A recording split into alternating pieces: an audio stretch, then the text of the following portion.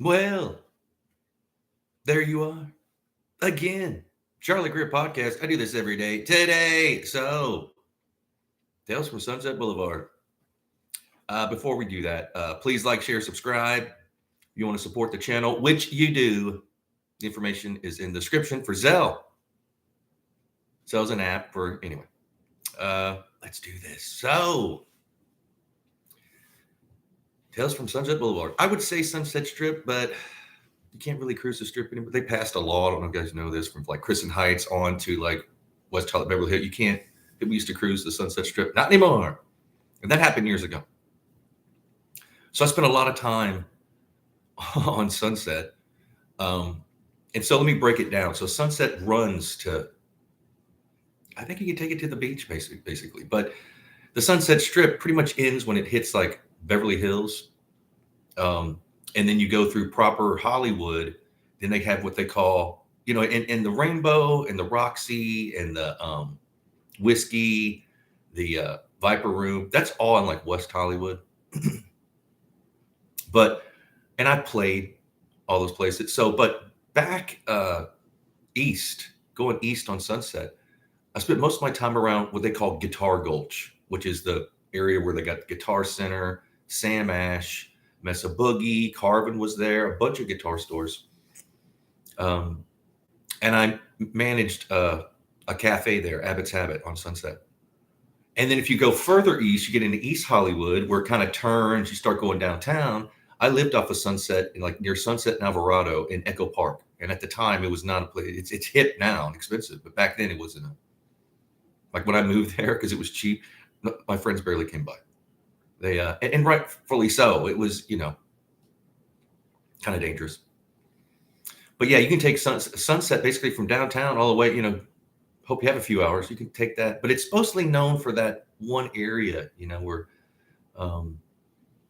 like with Sunset and Crescent Heights. See, Crescent Heights is kind of that goes into Laurel Canyon. You can actually cross over and get into the valley there. People take the shortcut. They call it a shortcut. But it's treacherous. It's a small road. It's windy. People act crazy. And when I first got there, I got there in like March of 98 when I moved to LA. I first went to LA in like 96, but I didn't move there till 98. People would still walk the Sunset Strip. But you know what? There was actually still like hair bands trying to make it, playing the Coconut Teaser and stuff, which I miss.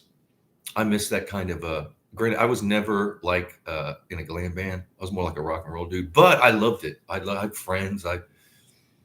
The Peppermint Creeps and all these, the Zeros, this one guy, we called him Ice Cave. He dressed like a caveman with all these furs and stuff, always on this Sunset Strip.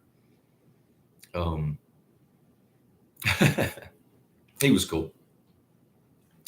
Yeah, so I spent a lot of time there. Like during the day, we would go all the time to Guitar Center. Guitar Center's big. It's got the Walk of Fame there. It's got the drum room upstairs, the main room. Then they got the vintage room in the back. And I bought a lot of gear there. And back then you could actually trade gear, and like they were pretty cool. Last time I was there, it was pretty corporate.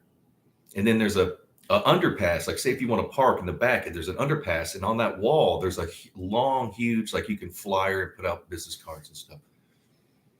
So you hit like the Guitar Center, you hit Sam Ash, you grab a hamburger at Sunset Grill or whatever, and then you could hit Mesa Boogie, Carvin when they were still there, and there was also these independent guitar stores, and you just walk around. I'd go to All American Burger up the street. That's what I would do. I'd hit that. Sometimes I'd skip over to Melrose when Melrose was cool before it got too, and I'd walk around, see go to Retail Slut and Red Balls, and, just hit a cafe, just hang out there, like sit on the patio and meet friends and just watch people. You always ended up like meeting people or this and that. But then when I managed the Abbott's Habit on Sunset, I got to see a lot of craziness that goes on. For one, I was the opener. So I had to get there at like pretty early, like 5 in the morning, which you wouldn't think that like, and I lived in Eagle Rock, which is kind of brutal. You have to leave home like 4 in the morning just to get there on time. But I'm a morning person. Why not get there and open the place up?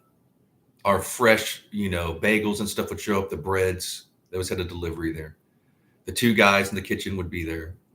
And I would open up we had a metal door that went into, you could open that up. It's right there on the strip.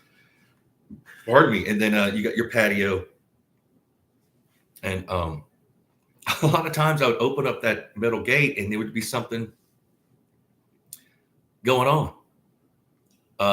And I'd stand out there and like smoke cigarettes in the morning, just see the people jogging, running. You would see the damnedest shit. You would see like drunk celebrities driving. One morning I'm standing there, and again the sun is just coming. Matter of fact, it's kind of cool because it's so busy on Sunset Boulevard that in the morning at like 5 in the morning or even earlier, it was calm and nobody was around. It was actually kind of peaceful and weird. It's kind of eerie. Like, what's all these people? You used to have packed with people. Nothing was open. Just a few things starting open.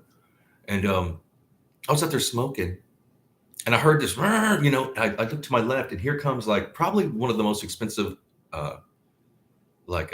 sports cars I've ever seen. It was either like a Lamborghini or I don't even know, really low to the ground. And I'm standing there like 5 feet from there's a palm tree right there. And I'm standing there and this dude is like acting like, hey, acting like, I thought it was like, I thought it was breaking down or something because the gears were. He pulls up right in front of me. This is the thing. If you're going to do crime, empty Sunset Boulevard, you could have pulled around the corner. You could have not in front of the dude that's smoking a cigarette, which was me. I smoking a cigarette, like, look at who is this guy? And he pulls like, boom, I could almost reach out and touch him, stops the car, turns it off.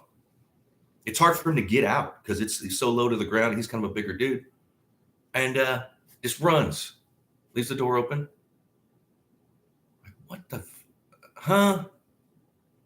And here comes the cops. So I'm like, oh shit, put my cigarette out. No, here comes another one around near me. Hey, stop, we need to talk to you. Like, I wasn't in the car. We know. It had been stolen. It's like, man, are you, why? And they were like, why would he just pull up in front of you? Like they were acting like somehow no. And I had to like, hey, I work here.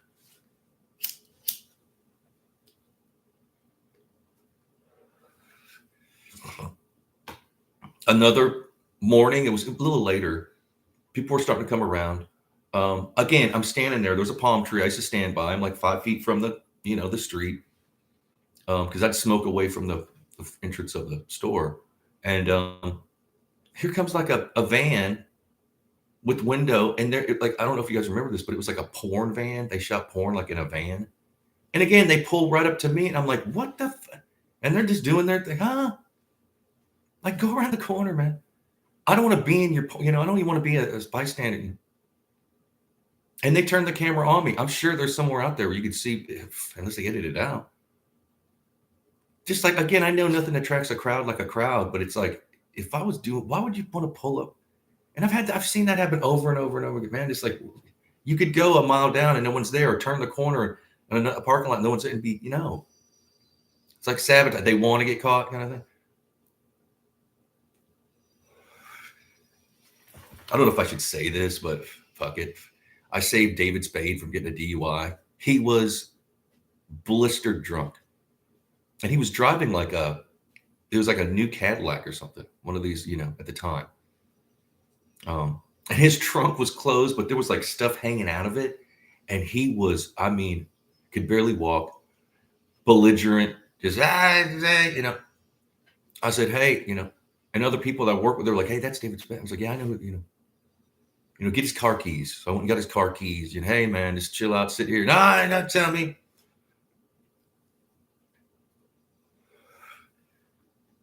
And of course, the cops show up. And then there's a crowd, people, it's day, and he is loaded. He's just screaming at everybody, being mean. Like, he's a little dude too. I mean, there was no way you're going to reach him. People are so drunk, they're just, on a rant about something. And I was like, yeah, I got his car keys, and they did him a solid. They're like, look, he's on his phone complaining that somebody had to come drive him away. It's like, dude, you could have got a DUI, That's the last time I realized I was going to do that. So help a celebrity. No. And they blame you for it. Cuss you out. You son of it. The cops are even like, hey, man, this guy did you a solid. You got to know, man. Fuck you. Telling the cop, cussing out everybody. And it was around lunchtime. It was like 11:30, 12, 12:31, maybe, that lunch, already blistered. Yes, and of course, like, you see a fight every day, multiple people robbing tourists, and God knows what. You just hear and look around, and there's some kind of crazy shit going on. Guitar Center. I love guitars, so I was always in guitars. Sam Ash too. I was in Sam Ash one day when a guy came in trying to sell CC DeVille, the guy from Poison, like his custom guitars that are like have been in video. I mean, people, and they had him wait there, and then the cops come, and he, this stupid, just out in the open, just like blatant, like you would steal his guitars and then go to get Sam Ash to sell them. Yeah, that's smart. That's what you want to do. Again, sabotage, maybe drugs. I don't even know. And you used to be able to, pardon me, get good deals. They always had like a used room. Maybe they still do. But people would complain about, Guitar Center, it's corporate, this, that, what, it's right there. It's easy. It's access. You can go there, get your things. They had stuff cheap. Of course, they got expensive stuff in the vintage room. But I went and got I got a late 60s Fender cab, like a 215 cab, like a bass cab, which I use for bass, guitar, everything. It was on wheels. I think I got for like $150. Like, they used to be like really good deal because they were just flipping stuff. Like, it came in, we want to get it out, came in. That's where I would go. And I knew some people that worked there. A lot of musician types were, working there in bands. People in bands working at Guitar Center. And then they quit giving them commission. And then a lot of them quit because they just went to hourly. Because some of those guys, especially that sold the studio stuff in the studio area, like the, I guess pro audio department, were making bank because they were making commission. And some rock star or movie star comes in and like, I want a studio in my basement or whatever. And they would just sell them and I remember talking to these guys and they're like, yeah, man, I'm quitting because I can't, I was making bank. Now they want me to go to like an hourly. You kidding me? Work for less money. Yeah, right.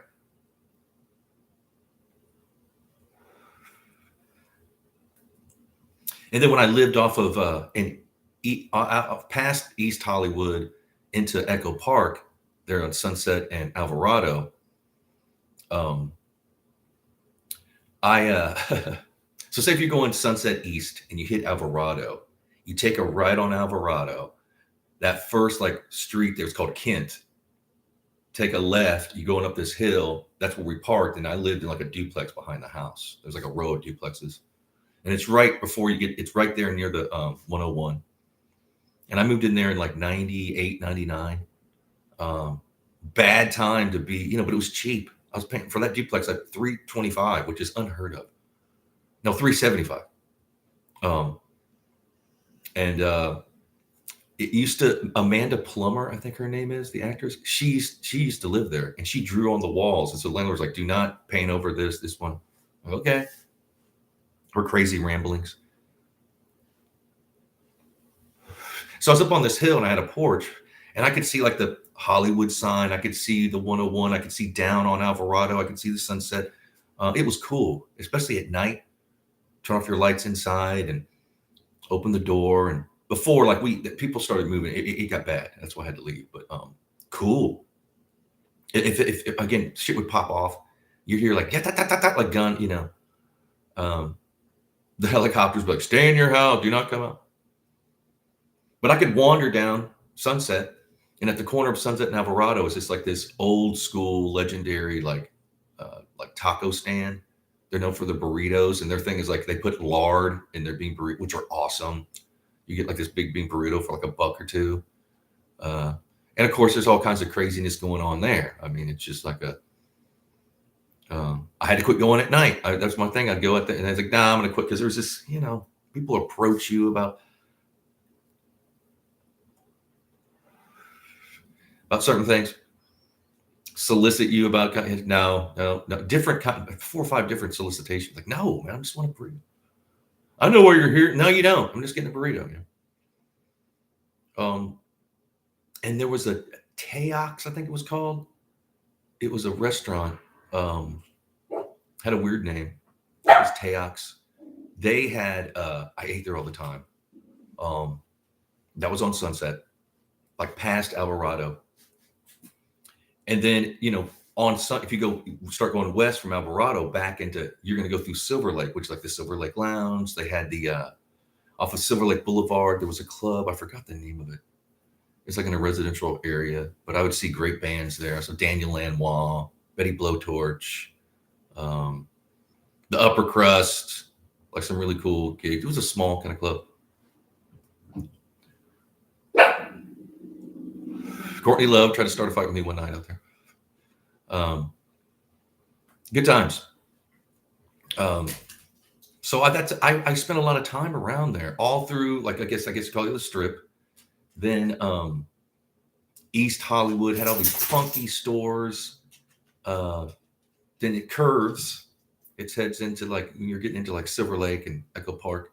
And again, funky. I almost rented a storefront. It was a live work. Back then, they'd let you do it. Now they've probably torn all this down and put in a God knows what. And the only reason I didn't do it is I wanted the band to rehearse. It's like, look, we're spending X amount on this rehearsal room. We're sharing with like 4 bands, whatever. And take that money and give it to me. Then I can live here. And maybe we can even like rent to another band, maybe one other band that can rehearse. No, everybody's like, come on, we can have party. We can have illegal party. Everybody's doing it. Nope, didn't want to do it. And I just didn't want to do it on my own as far as like the money. It wasn't that expensive, but again, it's just like,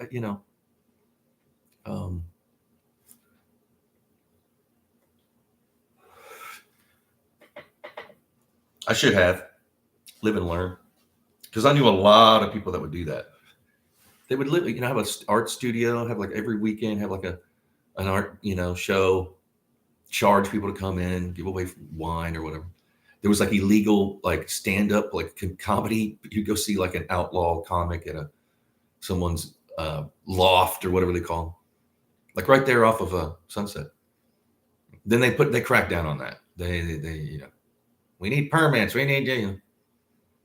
I was desperate for money one day, and I was like, I'm gonna go down there, like right in the busy part of Sunset, and just throw a blanket down and try to sell my stuff because I need like rent money. And I knew the cops would come. I knew that they were going to shut it down. But maybe within that half an hour to an hour they show up, that I could sell my stuff. And I did. End up selling a bass guitar and all kinds of stuff. I ended up making like $700. And here comes the cops. And as soon as I was leaving, somebody came up, and I had a blanket and I had the rest of stuff. And he came and was like, hey, I'll give you $100 for everything. I'll take everything away. He was like, I got it. Fine. The cops were like, well, you got me down it. And I just got my car and left. They didn't ticket me or anything. I don't know if those times, again, it's gotten bad out there. There was a lot of homeless when I left. I left in February this year. And everywhere was just, it is sad. It was sad to see how, tent city, basically everywhere, like on Sunset, on Hollywood Boulevard. They didn't. I mean, the smells and the, maybe they're cleaning it up. I doubt it. I doubt they would. But when I worked at Abbott's Habit, well, there's all kinds of, I would have to go out and like, I'd have to kick people out, not physically. I was always cool with them. I'd always go with people like with respect, like, hey man, look, I'm the, you know, I'm not the owner. I'm just, well, yeah, yeah, yeah, yeah. And sometimes I could deal with like, look, you can, like, granted, you're banned, but if you're outside and I see you, give me a minute. Don't, demand if there's a line, you got to wait like everybody else, but I'll eventually get to you. And that's what you want. You can pay and you just stand outside. And then the owner was like, don't even do that. But it's like, man, these people, you don't know who they are. And they're sometimes, tough kind of people. I don't want to make any enemies, you know? I mean, people were in, you would not believe who was in the Abbott's Habit getting their coffee. Like some of these people are, they're trying to say some of these people were like just starting out, moving to Hollywood, and then they would become someone, Of course, they never talk to you again.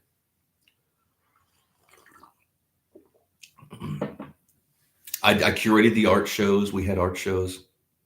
We started doing an open mic night on like Wednesday nights because they were like they were open at night. And then they got, because they had like a beer and wine. I think they had a liquor license, but they could sell beer and wine. And just the craziness at night, and the damage to the stuff. Yeah, they was like, no, we're closing at like 7. We're not going to do that. Even though we started doing really well on the open mic night, we had these comedians come in. First, we just had an open mic, and we were like, hey, it's open mic, come on in. And then this group of comedians showed up. They're like, hey, do you have anybody like hosting? Can we basically they took it over. They asked though, like, can we have like our like, yeah, like we'll pack this place. And they did. This place, it was every Wednesday, it was popping off. And then Craig Kinnear, who what his name is, he came in and he'd heard about it. It's like, hey, I need a place that's like off the beaten path. Even though it was on Sunset, it wasn't really known yet, our open mic. He's like, I need a place where I can like test my material. Can I come in? And he talked to me and the comedians were like, yeah, come. But yeah, I guess he wanted to test some stuff out before, and he didn't want his managers to know. He was like, I don't want, and I got it. I was like, yeah, I get it. You want to test stuff out. And then that Abbott's Habit, people would come in, these older people, sometimes they were rich. Like one old man came in and he had people with him and he had a cane. He was dressed to the nines, old. He had to be in his 90s. And he told me that used to be Frank Sinatra's barbershop. And I wondered because the floor had these like knots every, you could see. I was like, oh, those are the barber chair. Where the barber. He was like, yeah, yeah, yeah.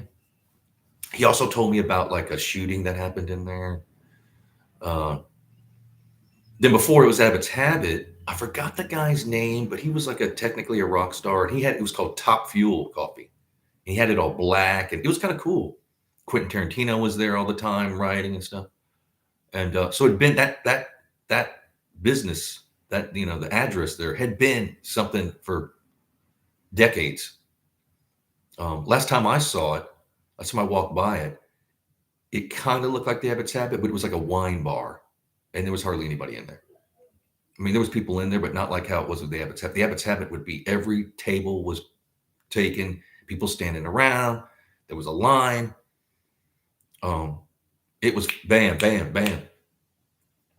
And it's stressful. I mean, again, if I'm working, and you can make it fun, time goes by faster if you're that busy. I get you. You don't have time to think a lot of times, and you're covered in like coffee grinds and. But I was making good money. I had like a good hourly plus the tips, and people are stealing your tips. Not only like the public, but other people that work there. Like most of the people that got fired were like they were stealing tips. Like, man, we're making enough. Don't steal the tips. If you didn't steal them, you just took your tips, like the honest tips that you made. Well, hell, you'd have made a ton of money. Now you worked there for 3 weeks and you stole what, $60, and you're fired. Now everybody knows that you're a tip thief. Yeah, that's gonna do good. And then you get to know everybody. I would, just cool people that are like, some of them are famous, like Terrence Howard. I'd see Terrence around. Hey, he was always flirting with my girlfriend. Like literally asking her out from like Terrence. Hey man, that's the game. Don't hate to play. I hate the game. I guess. I mean, Yeah, good times. I would, and again, people come and go. Like people would be, we'd give them jobs, and then you just don't ever see them again, or they go back to Ireland or wherever they're from. We were always, that was the problem, is like keeping staff, and people don't show up. Since I was a manager, I was doing like double shifts, and granted, it's more money, but it was just like, bro, I had this really big art show. It was like a Saturday night, I think, or a Friday, and I told people like, look, man, if you're not going to show up or what, tell somebody so we could like read. I've got something to do. No, and I think like two people didn't show up. Of course, I got fired, but I had to run the thing on a Saturday by myself, close, mop up at the end. I literally went to, I just threw on my leather jacket and went to, I think it was Infusion Gallery that I was hanging at. It turned out to be a great show, but it's like exhausted. People are like, Charlie, man, you're talkative. What, you're usually talkative. Well, I mean, I've been working 12 hours. Granted, I made hundreds of dollars, but it's just like, damn.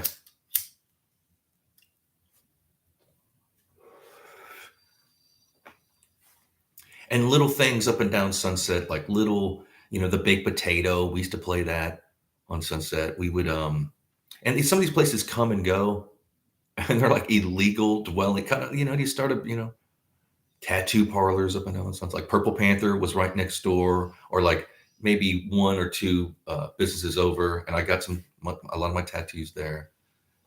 Sunset Strip Tattoo. I just never dealt with Sunset Strip Tattoo because it was too clicky, and the waiting. You had to make an appointment and wait 3 months. And they would come in, the tattoo artist from Sunset Strip, and be like, and Purple Panther, like, hey, we got a new apprentice. If you want a free tattoo, you could come in and get.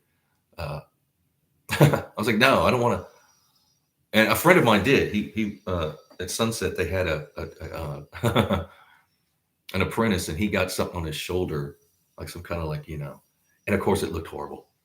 He had to get it covered up by the people at Purple Panther.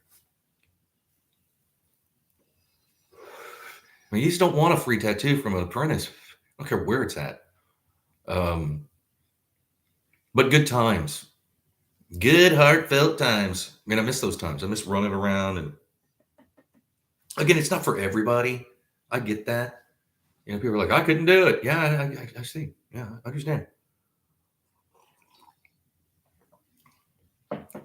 I mean, people do some crazy outlaw stuff.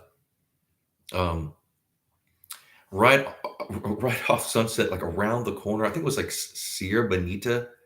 There was like on the side street, a few businesses. Then it turned into like a residential street, and then there's like apartment buildings right off Sunset there. And one, I don't know, these outlaws moved in, taped like they literally just taped like newspaper over all the windows, and it was a storefront, and then you could smell the weed. They were growing weed. I mean, it was just so obvious. Like, how do you not think that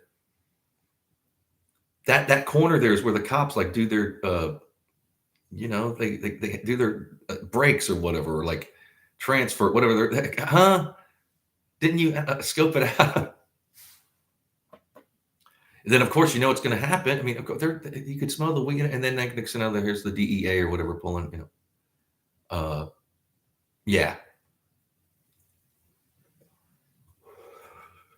People asking you all the time when I was working at Abbott's Habit on Sunset, like I'd run into these people, men and women, like I'm an agent, whatever, porn. Like, hey, you want to do porn? Like, no, I'm not going to do porn. Are you kidding me? No, you'd be great. No. Not me. I'm not going to, and be invited to like porn party. Nope. I'm not going. I get invited to a lot of stuff. By then I just couldn't, because at first you're like, mansion party. Yeah. And then mansion parties can be kind of scary. Like there could be stuff there that you don't want to, and people would ask me like, I can't believe you didn't go to the, it's like, well, I mean, been there, done that. And I don't want to, usually it's people that just moved to LA. Like, I can't believe you turned down the mansion party. I went, it was amazing. And I said, well, yeah, I mean, I've done all, been to, I can't, how many more mansion parties do I have to go to, Pardon me. Good times. I'm going to miss the Sunset Strip. I don't even know if any of that's there. Is Sam Ash still open? The Guitar Center stay open? Because with the lockdown, everything kind of disappeared. Uh, so I don't even know. But again, please like, share, and subscribe. I do this every day. If you want to support the channel, which you do, the information is in the description for Zelle. And Zelle is an app on your phone where you can send like funds or whatever, support, which I desperately need. Let me look at this setup. I need a new computer. I need lighting. I need it all. Because I want to go out and about. I want to do. In fact, I'm going to start doing 2 shows a day, and I'm going to start like doing live shows, like just me and my guitar, maybe a band. Who knows? Right here where I'm at. So there's a lot more to come. So again, I do this every day. I'll see you tomorrow. But I love y'all. Be blessed. Cheers.